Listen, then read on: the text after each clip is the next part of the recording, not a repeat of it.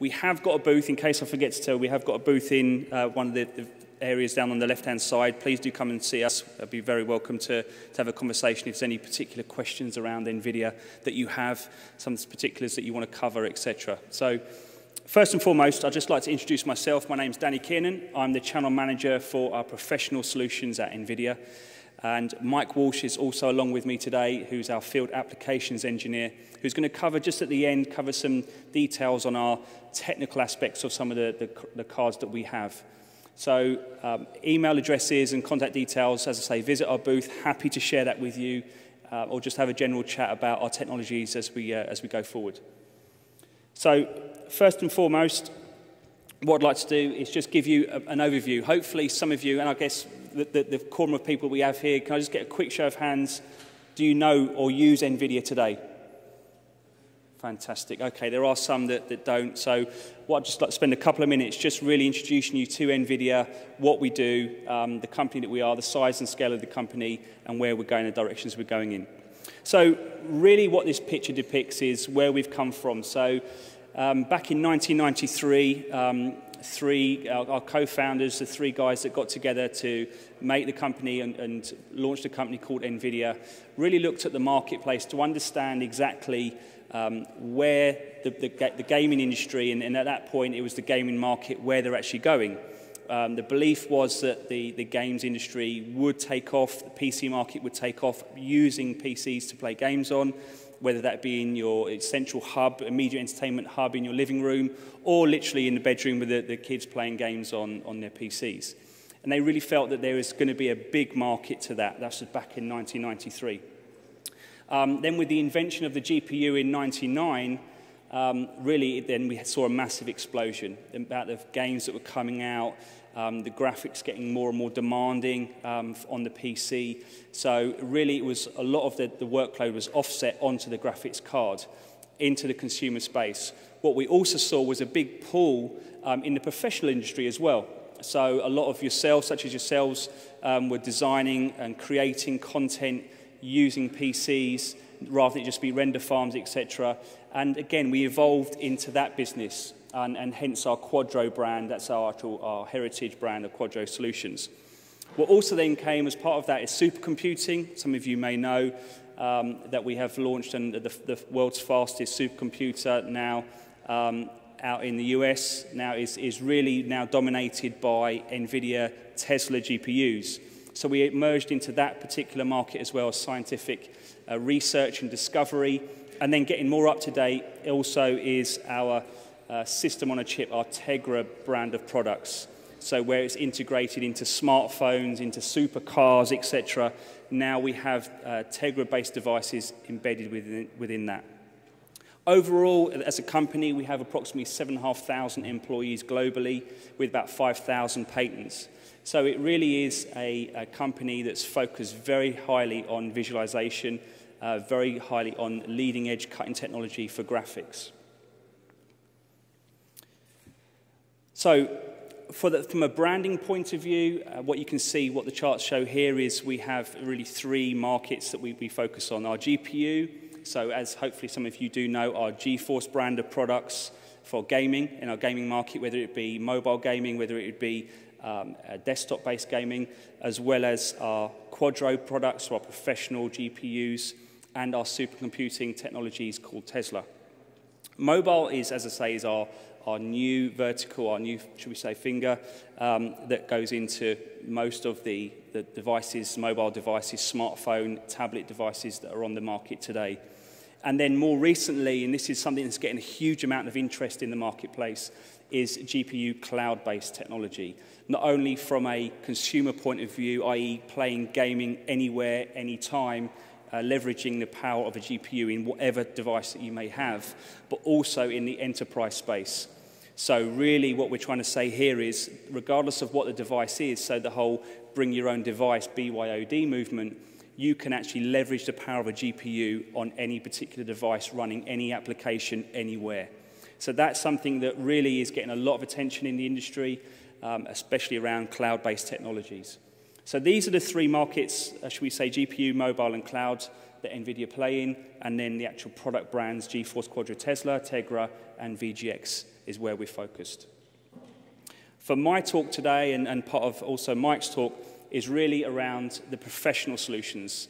So I work in the PSG Professional Solutions Group, and I'm responsible for Quadro and Tesla, and also we'll talk about our cloud-based technologies as well.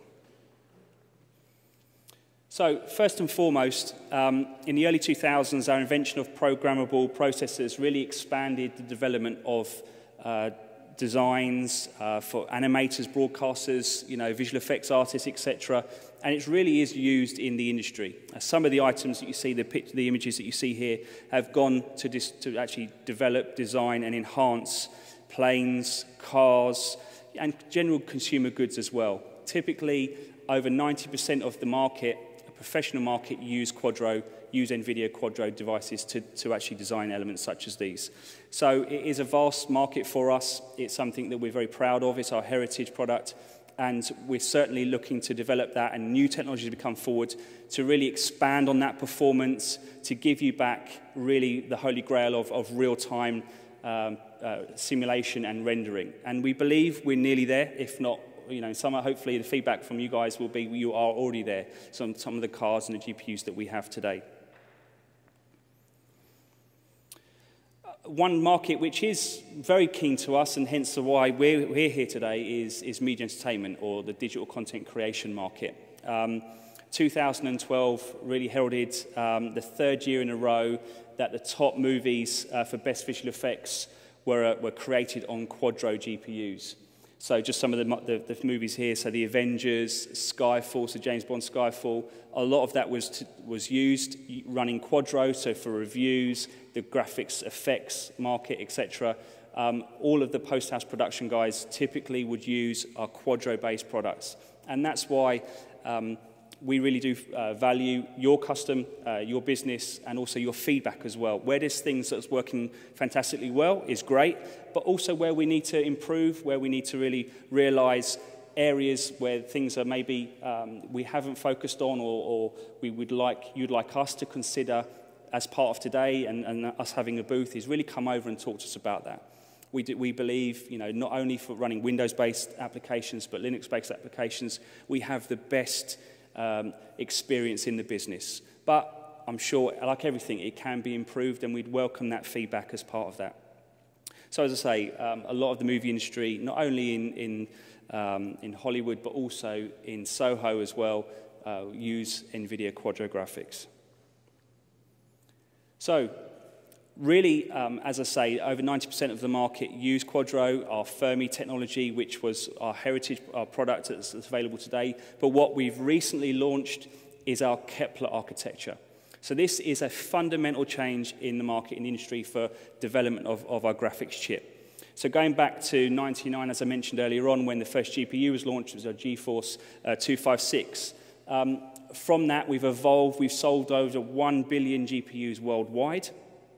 And we believe as we go forward with our Kepler architecture and some of the performance gains that you get and the technological advances that you have with our Kepler architecture, it really will be a game changer yet again. So just some of the bullet points that really just highlight some of the benefits of moving from what we have today and going into the new generation of cards. So scalable geometry engine. So this really does help improve your geometry. If you're doing a lot of digital content creation, so a lot of the applications that we see and some of the partners we see here today, so Adobe, Autodesk, etc., if you're using some of them ISV applications, running it on a Kepler Quadro graphics card, essentially out of the box, you'll see a 3x performance, literally out of the box. So take a card, take one of your existing, whether it be a workstation, professional workstation solution, or a mobile solution, with a Kepler card, you will see a 3x performance increase with that. And one of them is, as I say, we've focused a lot around our scalable geometry engine, larger frame buffers. So where you're writing and you need a larger frame buffer depending on the size of models that you have built within the card.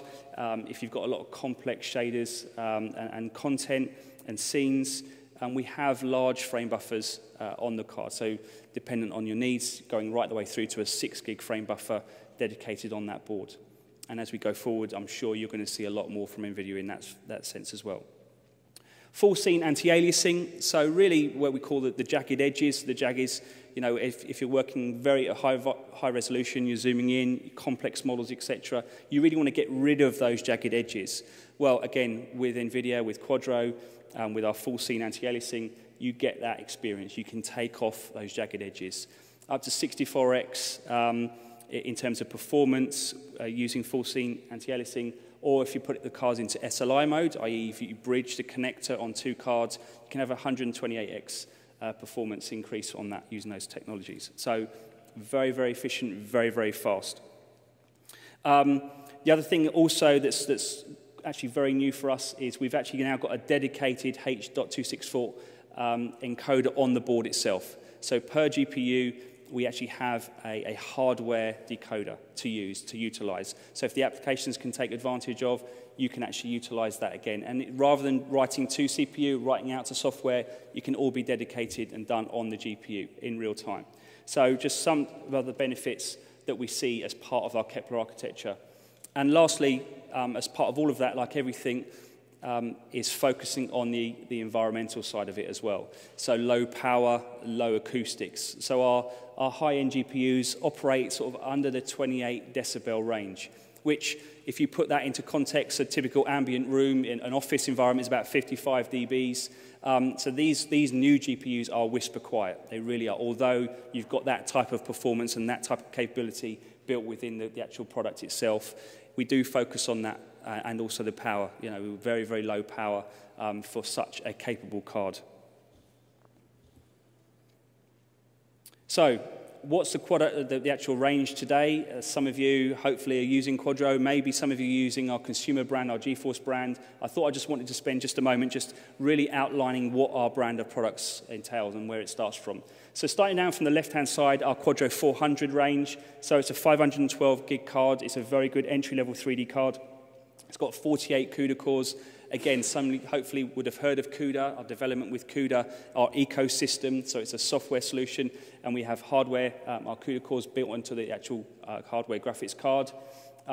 It's quite imperative. It's very good for parallelism, so code that can write quickly and be parallelized. Our CUDA architecture is paramount to that, and hence the reason why we're so fast in a lot of the development around that. Our Quadro 410 is a refresh to our Quadro 400. Again, it's 512 meg, but the cores go up exponentially, as you can see there, so up to 192 CUDA cores within that. And then going round, as you can see, so a 1 gig card, Quadro 600, Quadro 2000. The Quadro 4000 is a 2 gig solution offered on a PC and a Mac Pro. So for Mac users, if you are using Mac Pro products, we do have a Quadro professional solution available for you and have done for some time. Our Quadro 5000 is a 2.5 gig frame buffer at 352 cores. And very, very recently, we've announced our Kepler K5000. So again, this is a refresh to our Quadro 5000, replaces the Q5000, available not only on PC, but also on Mac. What you can notice there, or hopefully you've noticed there, is the amount of CUDA cores that we have on this particular card. I should note we have this card on our booth being demoed in a HP Z820 workstation.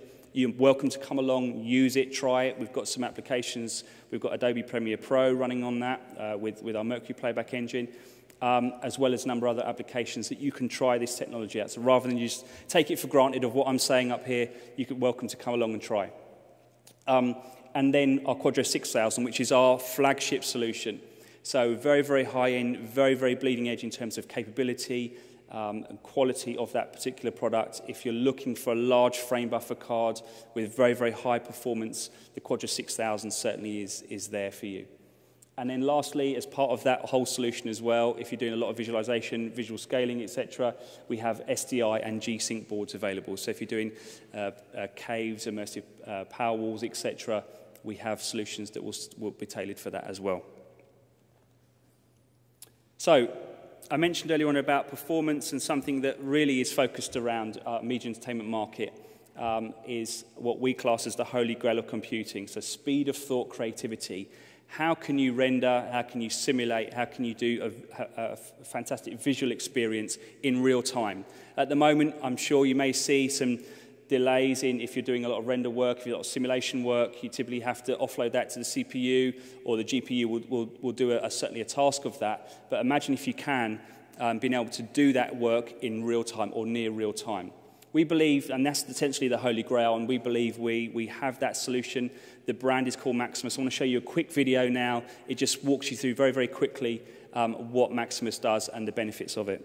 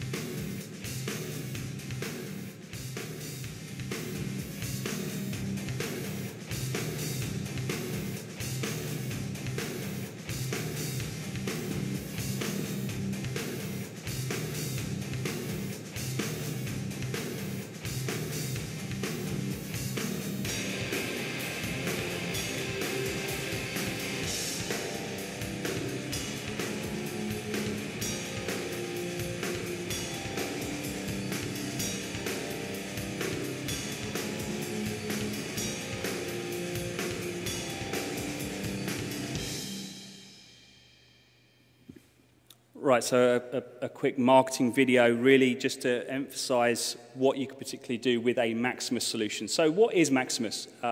Is it a graphics card? Is it a technology? So it is a technology that leverages a graphics solution, so our Quadro graphics card, as well as our compute board, so our Tesla board, what I mentioned at the beginning, the different types of technology we have. So it's a Quadro card, and it's a Tesla card inside a certified Maximus workstation, typically available from a large number of OEMs, as well as a number of workstation system integrators around the world. And then you have a driver, a Maximus driver from nVidia that sits on top of that. And essentially what it does is it looks at the type of work that will be done by visualization, so be offloaded onto the graphics card as well as simulation, which can then be done on the compute board. And this is done all transparent to you, the end user. So you don't have to go in and necessarily change and configure a lot of the configurations within the driver or the hardware stack, etc. It does that for you. It does it transparently. So you're not switching from different modes, etc. It will do it all for you. Part and parcel of that is, as you can see on the screen, is really focused on the amount of complexity on your design elements, what you're trying to achieve. If it's smoke simulations, is it fluid dynamics, light simulation, they are all a very heavy burden onto your system, your solution. And typically, it will take a long time to do a render. If you're working in that background, and that's typically what you do. With a Maximus solution, so with a Tesla card, with a Quadro card, and our driver, we believe we can exponentially speed that up. And we've, as I say, part of the demos that we have today out on the stand, you can come and see that as well, running with Adobe Premiere Pro.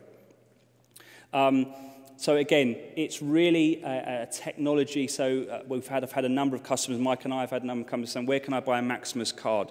It's not a graphics card, it's a technology solution.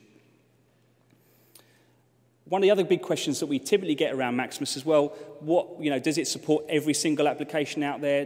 What applications are accelerated by Maximus? So going back to last year, we had 7 certified applications on the market available that were Maximus certified. Just in literally 12 months' time, we're over 22 applications now. And a lot of the ISV partners or software partners here today are accelerated, or the applications can be accelerated using Maximus. So I mentioned Adobe Premiere Pro as one of those. Again, that's one of the key applications. With Maya as well, there's a big benefit to having a Maximus solution available, as well as some of the other partners that you see there on the right-hand side. So if you are using any of these applications, or if you're using any custom applications, especially if it's using CUDA, there's CUDA goodness within those applications, I would certainly urge you to come and talk to us to find out exactly if there's things that you could do with Maximus, if there is software development, you could take advantage of this technology to accelerate your whole workflow, whatever applications you may be using. One thing also to point out on that, it is Windows and Linux based. It supports both environments. So again, it's not just a Windows environment, it is supported on Linux, the Linux platform as well. On the back of that, we launched our Maximus generation a little over a year ago. Now, more recently at SIGGRAPH, we launched our second generation Maximus. So this leverages the power of our Kepler architecture. So our Quadro 5000, as I say, is our first generation Quadro board leveraging Kepler, as well as our recently launched Kepler K20 workstation solution. That is what we're demonstrating today. That's what we have here today.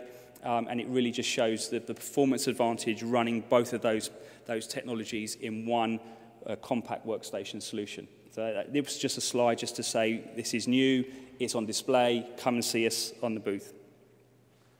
Right, jumping on GPU cloud computing. As I said at the beginning, it's really getting a lot of attention in the industry and really taking advantage of the amount of bring your own devices that's out on the marketplace today. So what are we trying to accomplish for you as the end user? So essentially, a lot of people have asked in the development, I'm not just talking about a visual experience, like looking at graphics, etc., but how do you interact with the graphics on a particular device? So it could well be a device such as this. So it could be an iPad, it could be a smartphone, it could be any particular device you want. Imagine having this type of capability built within that. So if you're running Maya, if you're running Max, if you're running Adobe Premiere Pro, etc., to be able to immerse yourself, to actually get involved and change design elements, to work on your whole solution, whether you be sat on a train, whether you be sat in an office environment, what we're trying to get to, and we are very, very close to it. We believe taking this type of power, put it in the cloud, and you leverage it on a device such as this. So you can change, the design elements of your whole workflow. You can run particular applications, Windows-based applications, Linux-based applications on an iPad using our technology, what we call VGX. So what this diagram really picture, what you can see here really is the central hub of the whole experience is the VGX board. One thing I should note here is this is an enterprise class solution. So it's not a graphics card that will sit underneath your desk that then you go home and you remotely dial into and connect to. This is an enterprise grade solution, so it will go into a server platform, a server environment as part of your infrastructure, your business infrastructure, and then multiple users. So again, this is something a lot of customers have been asking for, not just a one-to-one relationship. So one user, yourselves connecting to one graphics card. So if you've got an estate of 500 designers, etc., you need 500 boards. We're not saying that. What we're saying is how you can have one-to-many. So you can have one particular VGX board installed within your enterprise, and designers can all connect to that remotely, and from a visualization experience, get real-time rendering, real-time simulation running on an iPad, running on a bring-your-own-device type of technology. It could be a smartphone. It could be you're sat on the train traveling from Reading into Waterloo, or you're coming into London, and you just want to tweak something. It's a design element. Typically, what you'd have to do is wait till you get into the office and run that on your PC, your underneath your desk, etc. What we're saying is with this, you can actually take that type of technology and change your design on the fly. So it really is irrespective of the type of device you're using. And that's, I guess, the beauty of that, because we do see a lot of customers asking for the whole solution supporting any particular device, running any application. It's not just specific to applications. It's whatever you run in your infrastructure that will run on a server platform. You can then remotely connect to via virtualization. You can run that and then take advantage of the GPU. And again, it's some of the technologies we've really worked on to get very, very low latency performance down the pipe, down to you. And obviously, our infrastructure is getting there in the UK. We're starting to see 4G now. It's time. It's going to take some time. And as well as NVIDIA, this technology is just coming really now. You're seeing a lot more information coming from NVIDIA, and you're seeing a lot more in the press, etc. It's not available right now from us, but as you'll hear from Mike in just a moment, from a technological point of view, It's going to be, going into next year before you'll start to see this, but I really wanted to talk to you about it because it's getting a huge amount of interest. Now, I'm just going to run a quick video, just again, it's going to demonstrate some of this. So you'll actually see some demos on a VDI-based solution versus what typically is a non-GPU accelerated VDI technology. You can see that running on an iPad-type device or a tablet-based device. And then I'm going to hand over to Mike and just talk to you more in depth about the technology itself. So there's no audio on this one, but what I'll do is literally just talk over. So what you can see here, the video playback on the right-hand side, this is our GPU accelerated VDI solution compared to a traditional VDI solution. So comparing exactly the same stream, exactly the same model flow, etc., you can see there you are getting near bare bones metal performance running on a tablet device. So it could be running Maya. We've actually got a fantastic, our CEO demonstrated this at GTC earlier this year, where you can actually see this being done in real time. So there's a lot of good demonstrations out there. If you Google it, VGX, you'll see some fantastic demonstrations. As I say, our CEO was demonstrating that and talking about it. So at that point, I think I'll hand over to Mike just to talk a little bit more in detail. So thank you very much for your time.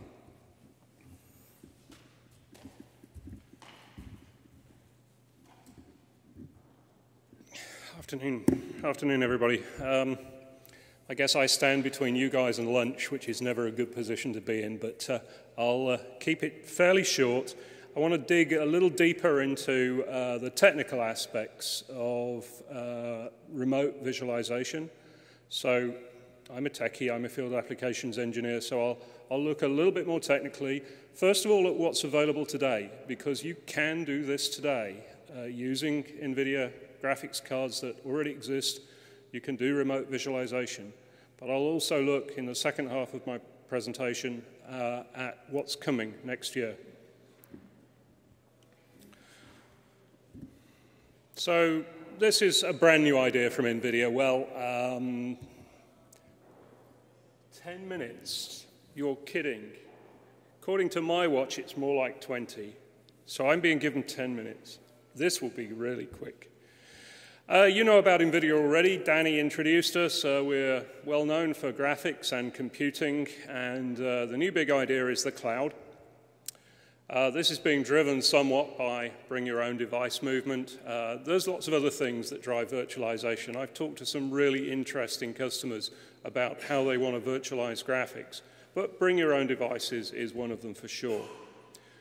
Now, we think about users, 4 different sort of bands of user, from the designer through the power user down to the knowledge worker. I have a challenge here because I can't see the screen here because it's too small, so I'll work with my glasses on.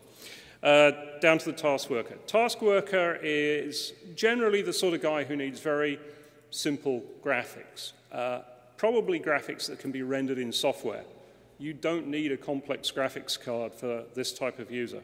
The knowledge worker, more and more, is requiring graphics as knowledge-based applications, Microsoft Office, for example, Photoshop, require more and more graphics support.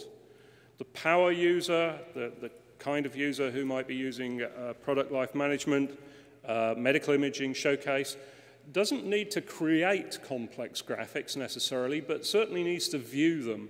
And then there's the designer. A lot of you might be designers. There's the car designer who's using a complex CAD tool, or the film developer who's creating animations or using Premiere Pro, tools like that. So we think about those classes of users. The top 2 we sort of already address by supplying graphics cards in workstations. The knowledge worker is a really interesting one for us. This is a guy who's needing more and more graphics, but it's not typically a market we're in at the moment. I'm going to move through this slide fairly quickly since I'm short of time. So there are some solutions around today for these users. At the bottom, there's a software rendered solution, and as I say, that's probably perfectly adequate for the task worker. Right at the top, there's a GPU pass-through solution. I'll come a little later to what these solutions actually entail. For the knowledge worker, there's an API intercept, something we call API intercept solution for sharing your graphics card amongst multiple virtual machines. And then there's some new technology coming. This is technology that's coming next year called nVidia VGX, which we'll look at a little more detail at. So I'm going to skip this section. This is just all about using the PC on your desk and remotely viewing the screen. Pretty much everybody knows how to do that. And this is a summary of existing technology. This is the interesting approach, though, GPU pass-through. So we already have technology today where you can put GPUs into a server sitting in your data center, and you can share that GPU with a VM. The downside of this approach is that for each additional VM that you integrate onto that server, you need an additional graphics card. I say downside. It's not necessarily a downside. It does allow you to consolidate multiple users, multiple virtual machines onto a single machine, whereas with a desktop approach, you've typically got one user to one machine. But it's limited to the number of graphics cards that you can put into your server. There are existing software solutions that use this approach, leverage this approach. Citrix Zen Server is the best known one, so Zen Server 6 with Zen Desktop. VMware also have a solution coming. The VMware solution is called vDGA. That's in beta right at the moment and should be released early next year. There's also a form of this approach implemented by Parallels, who I see have a booth out in the demo area. Now, we've introduced some new hardware to support this solution and other virtualized solutions. So the VGX K2 board is a passively cooled board designed for servers. You will not buy one of these and put it in your workstation. If you do, you'll have a small pool of melted metal underneath the machine by the end of the day, because a typical workstation will not cool this card. It doesn't have an active fan cooler on it. It's a passive card, it's designed to go into a server, and it's designed for GPU pass-through. This board has 2 GPUs on it, 2 GPUs that are roughly of the power of a K5000 board. We're running some K5000s out in our Z820 workstation in the demo area. So with a typical workstation, you could put 2 of these boards into the workstation. That allows you to put 4 users, 4 VMs onto that workstation and consolidate those users onto a single machine sitting in the server room. And each of those users will get almost bare metal performance from these K5000 chips that are on this device. So there is another approach to virtualization, and that is the API intercept model. This is where you have multiple virtual machines with one NVIDIA driver now sitting in the hypervisor. That NVIDIA driver receives commands from the virtual machines, graphics commands from the virtual machine, but via a software-implemented graphics driver that sits in each of the virtual machines. So you do have a real graphics card sitting there at the bottom of the screen, but you have a software graphics driver sitting in each VM. This has some limitations. It generates or creates latency. It also generally limits the support for graphics standards, because the software shim that does this capturing of graphics commands tends not to be particularly complex, because it's using a lot of CPU resources to do its job. So typically, it is limited to graphics standards, very often DirectX 9 only, and almost no OpenGL. OpenGL for us tends to be the professional graphics standard. So there are some limitations here. Nevertheless, there are some solutions, and this fits the sort of lower level of worker that requires some graphics acceleration, but not a massive amount. So this is implemented today. You can use this technology already in RemoteFX, so that's Microsoft Server 2008. The latest release of Microsoft Server 2012 has a new version of RemoteFX, which actually supports DirectX 11, which is Quite interesting and impressive.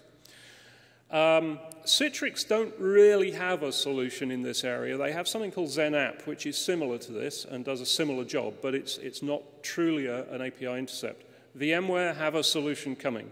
It's called vSGA. It's in beta. It's available early next year.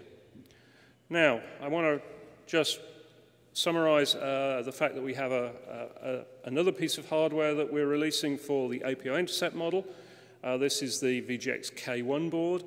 This is a pretty special board. It has 4 GPUs, and each GPU has 4 gigabytes of VRAM. So it's a total of 16 gigabytes of VRAM on one board. The reason for that large amount of VRAM and the large number of GPUs is that API intercept tends to limit the number of users depending upon the amount of VRAM you have available. The more VRAM, the more users.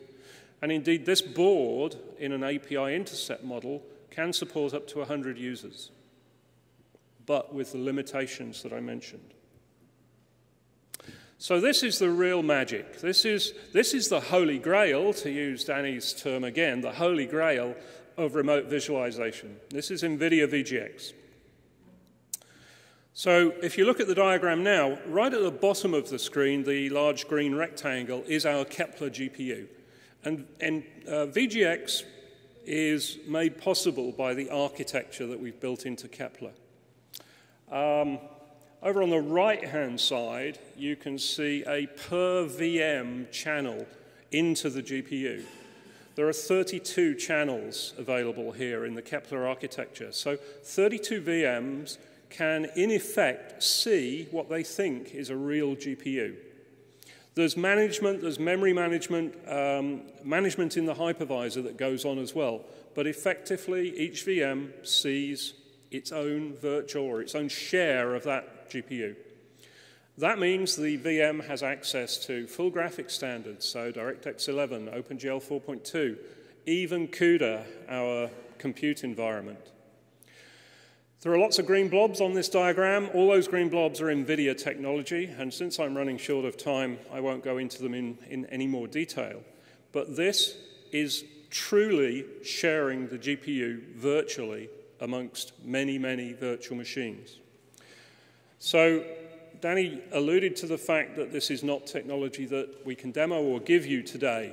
We're working very hard on it. We're also working with partners because there's an infrastructure that has to be built around a remoting or a virtualization solution. So the principal partner that we're working on first with this technology is Citrix. So Citrix will plan to be showing a beta of this technology in Q2 next year. So they have an alpha already. If you go to a Citrix event, very often they're demonstrating the alpha. Beta in Q2, and then the full release of this technology from Citrix sometime in the second half of next year.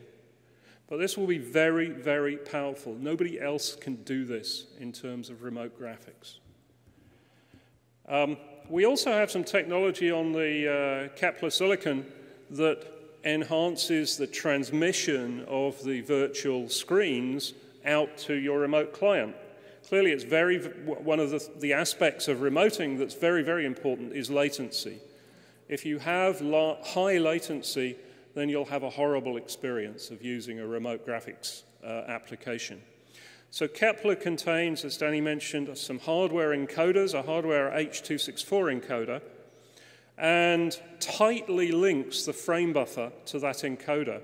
On the left-hand side of the screen is the typical approach where the graphics APIs render to the driver talks to the GPU builds the screen image into a frame buffer. That frame buffer then has to be copied back to the CPU, color converted, compressed, and sent out to the network interface card.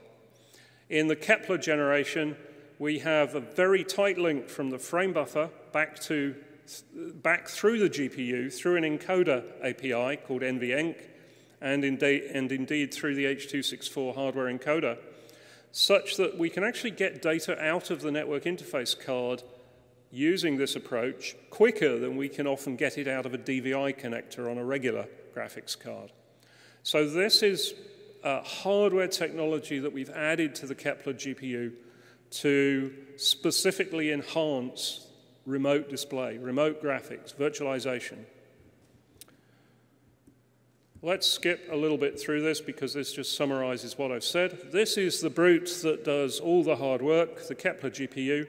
For anybody who's perhaps interested in the semiconductor industry, and this is obviously a very complex semiconductor, there are 7.1 billion transistors on this chip. My background's semiconductor industry, so it impresses me. This is the type of machine that you're going to be looking at to support remote graphics. This is a Dell R720, which can take, for example, 2 Kepler K2 boards, which would then support up to 4 GPU pass-through users, bare metal graphics. Or it could take 2 K1 boards, so supporting up to 200 users using API intercept remote graphics. Or some number between those two for VGX. VGX is sort of scalable. You can give one user a high-level VGX experience and another user a low-level VGX experience, and you can share the GPU resources across different types of graphics user. So we're working with all of the usual suspects in terms of the OEM vendors to support our boards. Most interesting one here actually, and somewhat new to NVIDIA as a partner, is Cisco. Our previous partners, Supermicro, IBM, HP, and Dell, all support these passively cooled boards. Cisco is a new partner in this. And of course, Cisco are a very big player in this area, hence their interest. So this again summarizes the approach, with the NVIDIA VGX being the ultimate solution coming next year. I do have in my presentation just a little summary of the servers that we're certifying at this moment for this technology. So a couple from Dell, a couple from HP, a couple from IBM. There are also servers from Citrix and Supermicro that will be certified in due course. Okay, thank you for your time. Love to take any questions, or if you want to make a dash for the food, that's okay as well. Thanks.